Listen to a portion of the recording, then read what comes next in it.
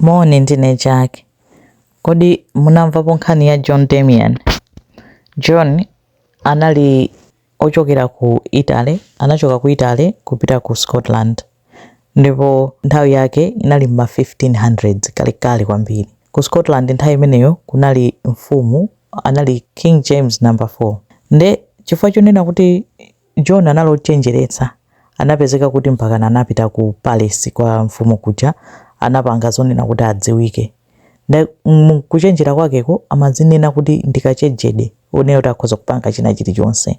Nde John Damian analoti wathamangisidwa ku France chifukwa chonena kuti kumeneko analandira funding nkumanena kuti akhoza kupanga zinthu zambirimbiri, anayesera zinakanika, nde anamuthamangisako pamene amanyamuka kupita ku Scotland. Nde atafika kwa King James anamuwuza kuti amati akhoza kusintha zitsulo kuzisandutsa golide, akhoza pa amapanga ma experiment odabwitsa onena kuti amapanga zinthu zikuluzikulu.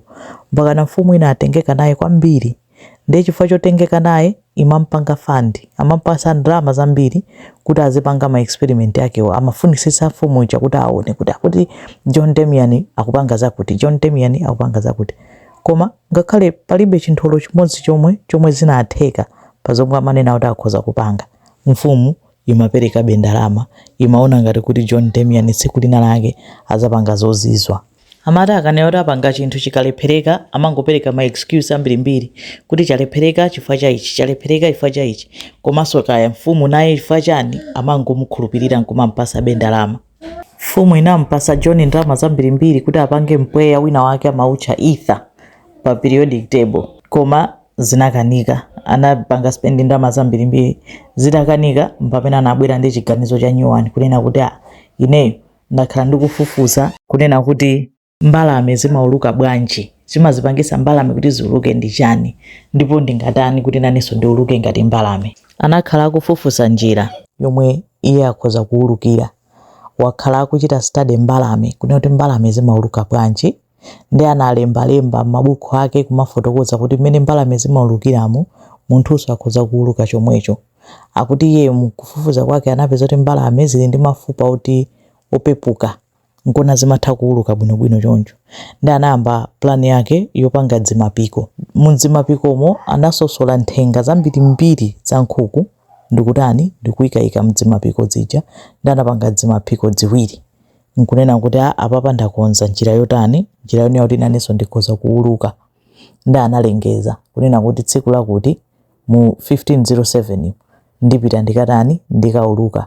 Kuuluka kwake amati akwera pamwamba pakaso ndi adumpha ndi auluke, anthu amuona kunena kuti John Damian watani wauluka. Ndi chinthu chachikulu chomwe anakonza kuti apapa pokha mfumu ndi isangalasa, ndipo aliyense akhulupirira kunena kuti John Damian amapanga ndi zomwe amanena kuti akhoza kupanga. Anthu anapita kukasonkhana ku castle kuja, castle yake amaitcha Stirling Castle. John Damian anatenga dzimapiko zake ziwiri zija, anazimangirira m'mikono mwa atakwera pamwamba pakasopo. Kenako John Damian anadumpha pamene paja nkupezeka kuti anatsakamuka ndi kugwa, anagwa nkuchoka mafupa miyendoyi. Anthu a John Damian ilo agwa sanauluke. Anatenga kuthamanga nawo ku chipatala kwa sokerera moyo wake sanafe, anapulumuka koma anachoka ndithu mafupa. Mfumu ina apita kukamutani kukamuona, kukamufusa kunena kuti zatani kuti zikanike, mesa mmanena kuti mwachita master kunena kuti mukhoza kuuluka, mesa mmanena kuti mwachita master kuti mukhoza kuuluka.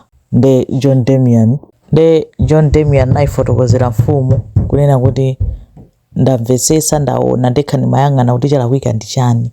Ndananena kuti chomwe chinalakwika ndichonena kuti anaphatikizapo nthenga za nkhuku. Akuti zinampangisa kuti agwe ndi nthenga za nkhukuzo. Pa chizungu chake ananena kuti chifukwa chonena kuti akuti chickens are attracted to the ground, nchifukwa chake nkhuku ziziuluka. Ndiye analakwisa poyika nthenga za nkhuku, chinthu chonena kuti sichimauluka. Amayenera kuyikapo nthenga za eagle, kunena kuti ndikanayika nthenga za eagle ndikanauluka ndithu. Nde mfumu anapeza kuti avomerezadi, nkumaona ngati kuti munthu uyu akunena zoona. Ndi atafusa kunena kuti muulukanso, ndi ananena kuti ayi, ndi mmene ndavulalira zouluka zoti ngozitani tingozisiyapo. Nde John Damian ndi bambo amene anatchuka chifukwa choti anayesera kuuluka kuchoka pa Stirling Castle ndikuthyola mafupa nkunamizira nkhuku. John Damian anali munthu oyamba mu history kuyesera ndi kufuna kuuluka. Mapeto ake patatha zaka anthu oganiza ngati iyeyo anapanga ndege. Zikomo kwambiri.